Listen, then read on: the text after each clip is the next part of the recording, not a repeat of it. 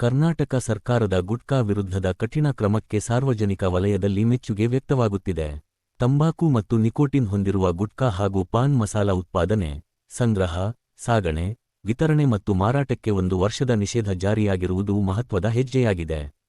ಆರೋಗ್ಯಕ್ಕೆ ಮಾರಕವಾಗಿರುವ ಗುಟ್ಕಾ ಸೇವನೆಯಿಂದ ಯುವಜನತೆ ಸೇರಿದಂತೆ ಅನೇಕರು ದುಷ್ಪರಿಣಾಮಕ್ಕೆ ಒಳಗಾಗುತ್ತಿರುವ ಸಂದರ್ಭದಲ್ಲಿ ಸರ್ಕಾರದ ಈ ನಿರ್ಧಾರ ಗುಟ್ಕಾ ಪ್ರಿಯರಿಗೆ ಮಾತ್ರವಲ್ಲ, ಗುಟ್ಕಾ ಉತ್ಪಾದಕರು ಮತ್ತು ಅಕ್ರಮವಾಗಿ ಮಾರಾಟ ಮಾಡುವವರಿಗೂ ಬಿಸಿ ಮುಟ್ಟಿಸಿದಂತಾಗಿದೆ.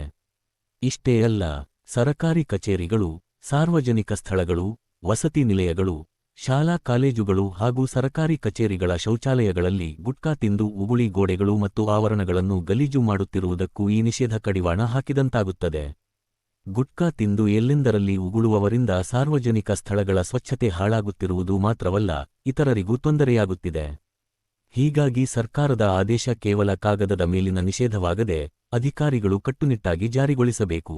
ಅಕ್ರಮವಾಗಿ ಗುಟ್ಕಾ ಮಾರಾಟ ಮಾಡುವವರ ವಿರುದ್ಧ ಕ್ರಮ ಕೈಗೊಳ್ಳಬೇಕು. ಸಾರ್ವಜನಿಕ ಸ್ಥಳಗಳನ್ನು ಗಲೀಜು ಮಾಡುವವರ ಮೇಲೂ ನಿಯಮಾನುಸಾರ ದಂಡ ಮತ್ತು ಕ್ರಮ ಜರುಗಿಸಬೇಕು.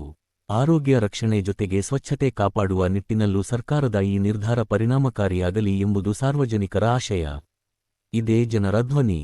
ಜನಧ್ವನಿ ನ್ಯೂಸ್, ಜನರ ಧ್ವನಿ, ಜನರಿಗಾಗಿ.